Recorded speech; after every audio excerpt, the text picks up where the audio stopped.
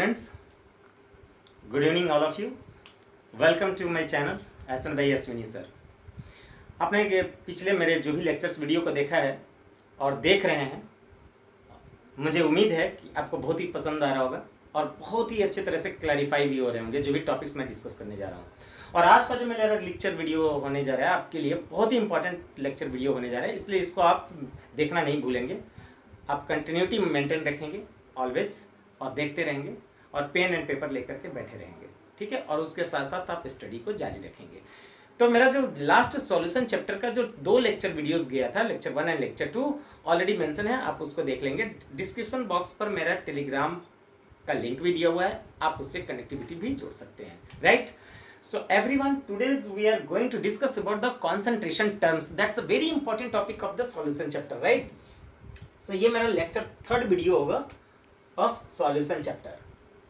तो concentration terms के बारे में पहले हम लोग जाने, लेकिन हम लोग ये जानेंगे कि concentration of solution है एक्चुअली क्या, concentration of solution कहते किसको है, ठीक है। इसके बारे में पहले हम लोग डिस्कस करेंगे। कॉन्सेंट्रेशन ऑफ सॉल्यूशन, इसे डिफाइन करने के लिए हम लोग को बोला जाता है कि it is defined as the amount of solute dissolved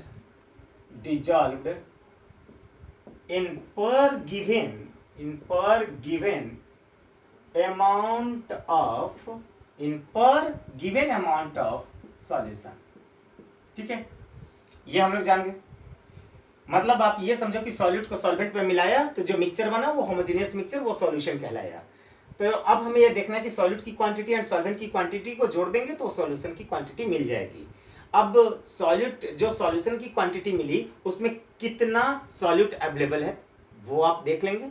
तो पर जो भी अमाउंट निकलेगा सॉल्यूशन का, उसके पर अमाउंट ऑफ सॉल्यूशन में सॉल्यूट की क्वांटिटी कितनी है वो मेजर कीजिए, कॉन्सेंट्रेशन मेजर करेगी, राइट। तो हम लोग इसको कह सकते हैं कि concentration of solution is equal to amount of solute divided by amount of solution, ठीक है। अब यहाँ पर अमाउंट ऑफ सॉल्यूट को मैंने WS से रिप्रेजेंट किया है, अमाउंट ऑफ सॉल्यूशन को WSOLN से रिप्रेजेंट किया है। आगे चल के मैं इसको बोलूँ तो अमाउंट ऑफ सॉल्यूट बटे amount of solute plus amount of solvent भी बोल सकते हैं, ठीक है। क्योंकि मैंने आपको अभी बताया था कि amount of solute and amount of solvent को जोड़ देंगे तो दोनों के जोड़ने के बाद जो भी अमाउंट ऑफ मिक्सचर मिलेगा वो अमाउंट ऑफ सॉल्यूशन कहलाएगा, ठीक है। तो ये कॉन्सेंट्रेशन ऑफ सॉल्यूशन कहलाया, ठीक है। अब हम लोग को कभी कभी ये समझ में आता है कि सपोज हम वेरी डाइल्यूटेड सॉल्यूशन लिया है मैंने, उसमें मतलब यह है कि सॉल्वेंट की क्वांटिटी वेरी लार्ज है और सॉल्यूट की क्वांटिटी वेरी वेरी स्मॉल है।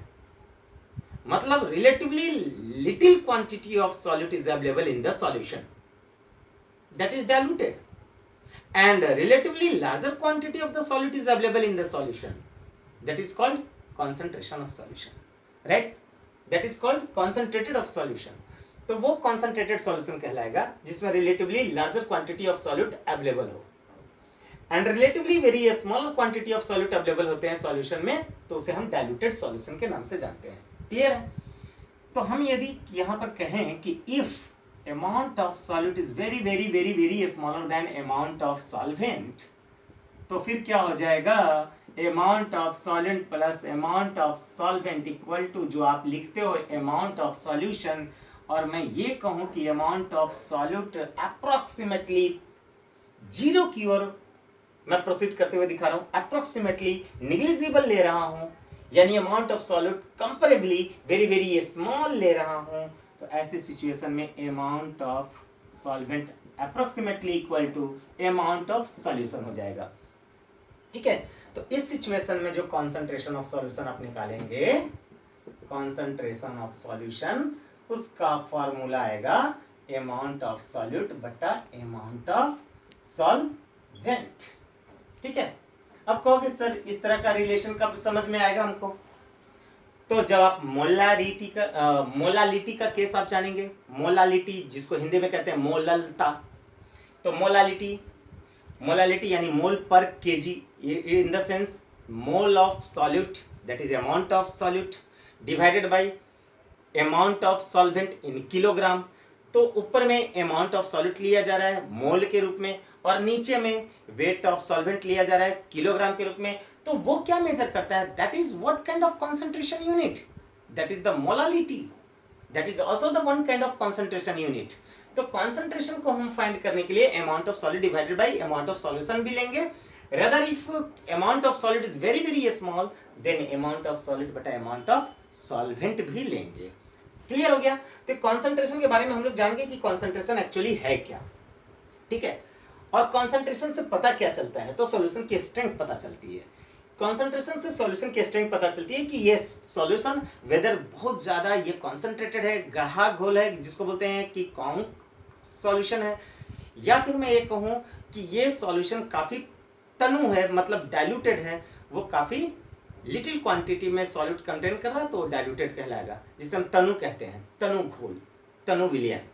तो इस तरह से डाइल्यूटेड नजर आएगा। तो ये डिपेंड करता है कि सॉल्यूशन ज्यादा कॉन्सेंट्रेटेड है तो उसका स्ट्रेंथ ज्यादा है, यदि मोर डाइल्यूटेड है तो उसका स्ट्रेंथ वीक है, ये पता चलता है, ठीक है। तो चलिए आप लोगों को होप है कि आपने नोट कर लिया होगा इसको। मैं आगे इसके बारे में पूरे जो भी क्लासिफिकेशन है उसको हम डिस्कस करेंगे in the term of concentration terms. Note कर लिया है तो आप लोग इसको नोट कर लीजिए जल्दी, quickly, don't waste your time. Okay, हम लोग आते हैं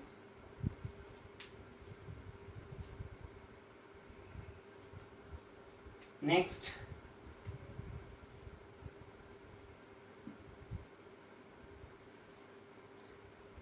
हम लोग का है,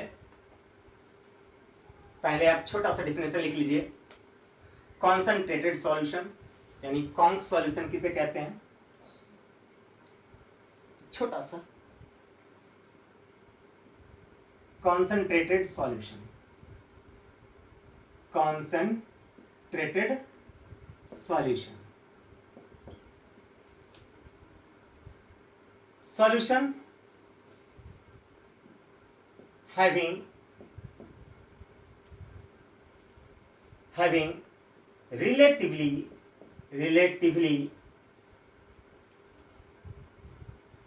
larger quantity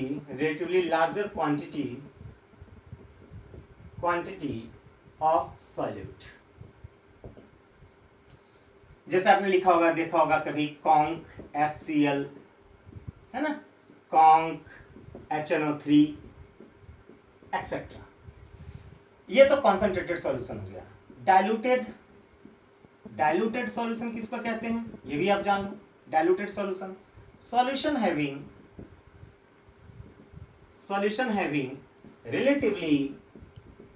relatively smaller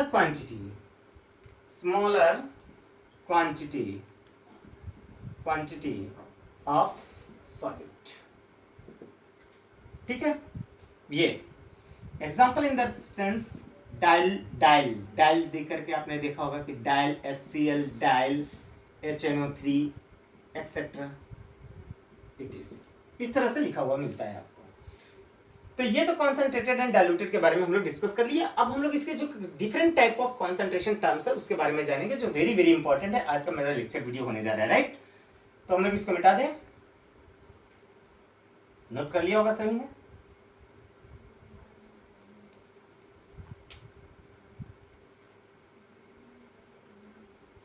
चलिए, बहुत बढ़िया। आप लोग सभी पेन एंड पेपर लेकर बैठ गए हैं, नोट कर रहे हैं। कंटिन्यूटी मेंटेन रखिए, कंटिन्यूटी मेंटेन करिएगा, आपको हर चीज आसान लगेगा, और हर चीज जब आसान लगेगा तो आपके अंदर एक कॉन्फिडेंस जागेगा, और कॉन्फिडेंस जब जागेगा तो दोस्त आपको आसमान छूने से कोई नहीं रोकेगा। इसलिए always try to climb on apex. Okay, तो हम लोग यहां पर डिस्कस करेंगे कॉन्सेंट्रेशन टर्म्स। कॉन्सेंट्रेशन टर्म्स, तो there are so many of concentration units, जिसके बारे में हम लोग वन बाय वन करके डिस्कस करेंगे। पहले मैं एक बार क्लासिफाई कर दे रहा हूं आपको, ठीक है, सारे को मैं लिख दे रहा हूं, क्लासिफाई कर दे रहा हूं कि कैसे हम इसको अलग अलग तरीके से रिप्रेजेंट करते हैं इन the sense of calculation of concentration of any kind of solution. तो उसको हम कैसे रिप्रेजेंट करते हैं, क्लासिफाई कर दे रहा हूं पहले। तो पहला तो आपका है percentage calculation. Percentage calculation, percentage calculation, percentage calculation में हम लोग तीन प्रकार का देखते हैं। एक होता है weight by weight percentage, weight by weight percentage, छोटका वेट बटा बड़का वेट, याद रखना, छोटका वेट बटा बड़का वेट। छोटका वेट सॉल्यूट के लिए और बड़का जो वेट लिया गया है W, ये अमाउंट ऑफ सॉल्यूशन के लिए। तो ये जो छोटा वाला जो W है अमाउंट ऑफ सॉल्यूट को रिप्रेजेंट कर रहा है, बड़ा वाला जो W है अमाउंट ऑफ सॉल्यूशन को रिप्रेजेंट कर रहा है, लेकिन कितने में, तो पर 100 ग्राम ऑफ सॉल्यूशन में। तो ये परसेंटेज से रिप्रेजेंट किया जा रहा है, परसेंट वेट बाय वेट, या इसको बोलेंगे मास परसेंटेज, ठीक है। दूसरा है आपका percent weight by volume, percent weight by volume, मतलब यहाँ पर जो छोटा वाला W है अमाउंट ऑफ सॉल्यूट को रिप्रेजेंट कर रहा है, और जो बड़ा वाला V लिखा हुआ है ये वॉल्यूम ऑफ सॉल्यूशन रिप्रेजेंट कर रहा है, लेकिन कितना, तो पर 100 मिलीलीटर में, पर 100 मिलीलीटर में ये मेजर की गई है। हम लोग कैलकुलेट करेंगे। यहाँ पे फिर आ रहा है आपको परसेंट V बाई V। अब यहाँ देखिए स्मॉल v है डिवाइडेड बाई कैपिटल V है, इसका मतलब volume of solute divided by volume of solution. कितना है वॉल्यूम ऑफ सॉल्यूशन, इन पर 100 मिलीलीटर में काउंट किया गया। तो ये जो कॉन्सेंट्रेशन मेजर किया जा रहा है इन पर 100 मिलीलीटर ऑफ सॉल्यूशन में काउंट किया जा रहा है, इसलिए इसे हम परसेंट वॉल्यूम बाय वॉल्यूम बोलेंगे, या मैं ये बोल सकता हूँ volume by volume percentage, that is called percent volume, ठीक है। एक चीज और बहुत ही कॉमन है, जो इन दोनों को हम परसेंट स्ट्रेंथ भी कहते हैं, इसे हम परसेंट स्ट्रेंथ भी बोलते हैं, ये भी याद रखिएगा, परसेंट स्ट्रेंथ भी कहते हैं। और स्ट्रेंथ क्या है, स्ट्रेंथ क्या है ये भी आप जान लीजिए। स्ट्रेंथ जो कि आगे हम क्लासिफिकेशन में बताने वाले हैं, स्ट्रेंथ का मतलब होता है how much amount of solute is dissolved इन पर लीटर ऑफ सॉल्यूशन। यदि अमाउंट ऑफ सॉल्यूट ग्राम में कुछ भी ली गई हो और उसको हम कोई भी पर्टिकुलर 1 लीटर ऑफ सॉल्यूशन में डिसॉल्व करते हैं, तो उसका जो भी कॉन्सेंट्रेशन मेजर की जाएगी वो ग्राम पर लीटर में मेजर की जाएगी। तो ग्राम पर लीटर को हम स्ट्रेंथ बोलते हैं, राइट। तो ये परसेंट स्ट्रेंथ को रिप्रेजेंट कर रहा है। जैसे यहाँ पर देख लो आप, ग्राम पर लीटर, इसका यूनिट आप ग्राम में ले लो, इसको लीटर में ले लो, तो ग्राम पर लीटर हो गया। तो ग्राम पर litre in the sense strength हो गया, तो that is also called percent strength.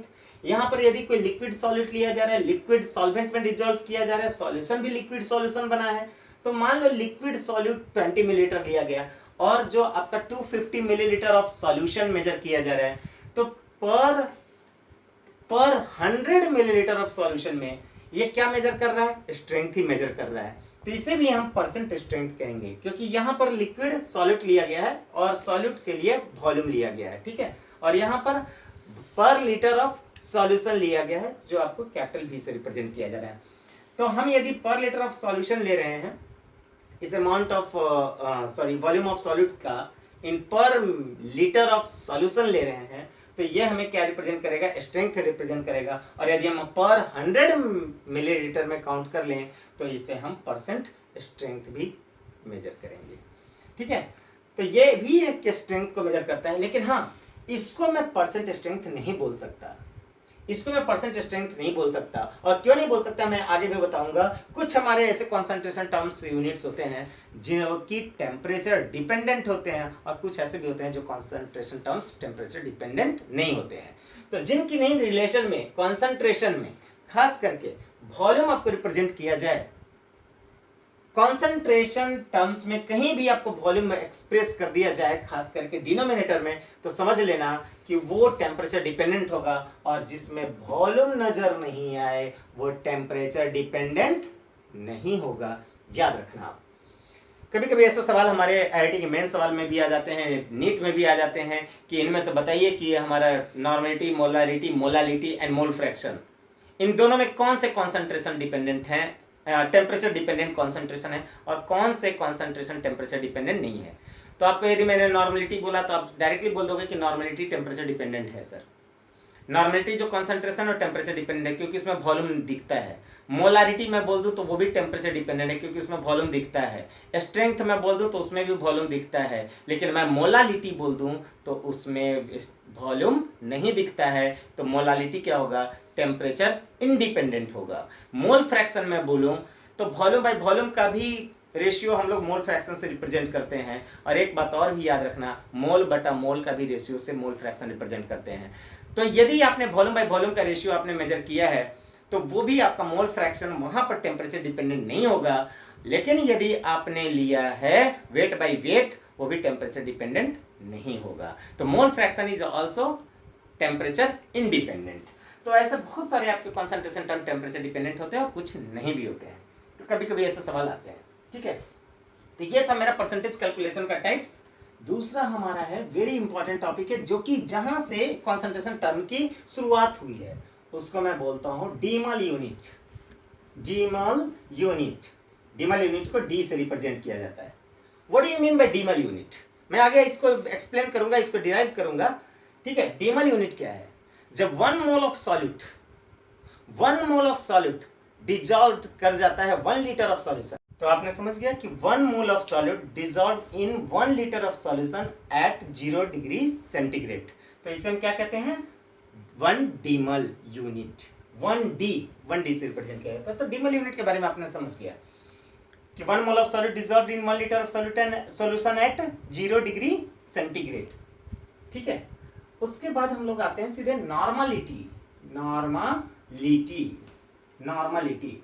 को n से रिप्रेजेंट किया जाता है। ये क्या है?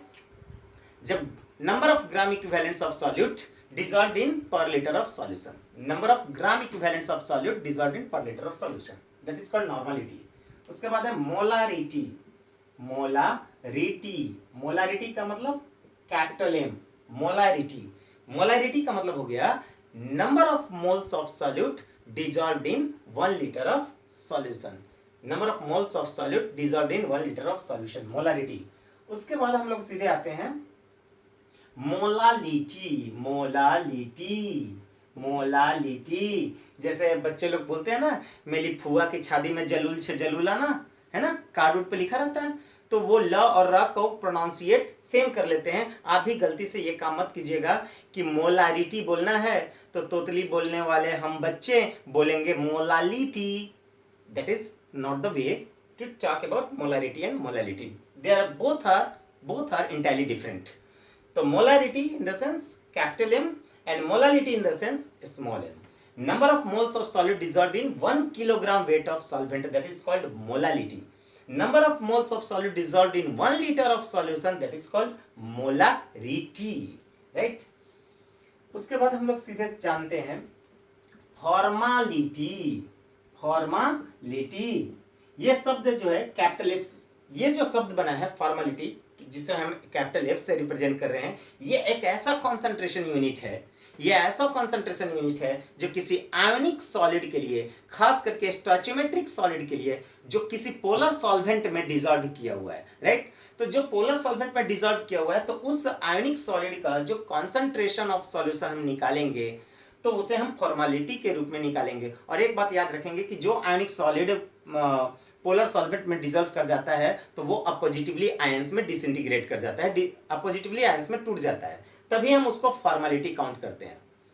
और यदि वो डिसोसिएट नहीं कर रहा है आयंस में तो फिर फॉर्मालिटी काउंट नहीं होगा, ये बात याद रख लेना। अब मान लीजिए कोई प्रिसिपिटेशन का केस दिखा देगा तो ऐसा सॉल्यूशन का फॉर्मालिटी निकालेंगे? नहीं। लेकिन जो आयोनाइज कर जा रहा है कंप्लीटली, वहां पर उसे हम फॉर्मालिटी का केस में हम उसको कैलकुलेट करेंगे। और एक शब्द और है, बहुत इंपॉर्टेंट है, formality in the sense formal शब्द से बना है, फॉर्मल। तो फॉर्मल का मतलब हो गया, फॉर मोलारिटी, यानी फॉर मोल, यानी अमाउंट ऑफ सॉल्यूट यदि मोल में ले रहे हैं तो अमाउंट ऑफ सॉलिड को मोल में ले रहे हैं और वॉल्यूम ऑफ सॉल्यूशन लीटर में ले रहे हैं, तो ठीक उसी तरह से फॉर्मेलिटी काउंट करते हैं, फॉर मोल। और दूसरा बात हमारा था फॉर्मेलिटी, तो उसको हम बोलते हैं एज पर मोलारिटी। तो मतलब आप मोलारिटी से कंपेयर करो तो मोलारिटी एंड फॉर्मेलिटी एक ही तरह से कैलकुलेट किया जाता है, लेकिन मोलारिटी सबके लिए कैलकुलेट किया जाता है, फॉर्मेलिटी स्पेशली फॉर स्टोइचियोमेट्रिक सॉलिड के लिए कैलकुलेट किया जाता है। तो that is one kind of special unit of concentration terms, right. तो दैट इज कॉल्ड फॉर्मेलिटी। उसके बाद हम लोग आते हैं स्ट्रेंथ, जिसे हमने ग्राम पर लीटर के रूप में भी रिप्रेजेंट करता हूं। इसे हम ग्राम पर लीटर भी कहते हैं, जिसको हम लोग एस से रिप्रेजेंट करते हैं। तो या तो आप ग्राम पर लीटर बोलिए या स्ट्रेंथ बोलिए। उसके बाद आपको समझ में आता है आपको मोल फ्रैक्शन। मोल फ्रैक्शन का मतलब हो गया, यदि हिंदी में मैं बोलूं तो मोल और फ्रैक्शन का मतलब होता है प्रभाज्य, मतलब एक के मोल को समूचे के मोल से डिवाइड कर देना। मतलब एक के मोल को ऑल मोल जो कंपोनेंट्स के मोल्स हैं उनके सम से डिवाइड कर देना। तो mole of one component divided by total moles of all component is called mole fraction. तो हिंदी में क्या हो गया, मोल प्रभाज्य, एक के मोल को प्र माने दूसरा और भाज माने भाग देना, यानी एक के मोल को दूसरे के मोल से डिवाइड करना, that is called mole fraction. Mole fraction हो गया। उसके बाद इसी तरह से और भी हम लोग निकालते हैं, उसको क्या बोलते हैं, पार्ट्स पर मिलियन। तो पार्ट्स पर मिलियन को स्मॉल p m से रिप्रेजेंट करते हैं। ppm, पिया मजा आया नहीं, पिया कुछ भी नहीं पिया, पिया मजा आया नहीं, पार्ट्स पर मिलियन, याद रखिएगा इसको, पार्ट्स पर मिलियन। फिर हम एक कैलकुलेटर ले आते हैं इसका, तो आ जाता है पार्ट्स पर बिलियन। इसको बोलते हैं स्मॉल p ppb, पार्ट्स पर बिलियन। और एक सबसे लास्ट यूनिट जो हम लोग लेते हैं वो है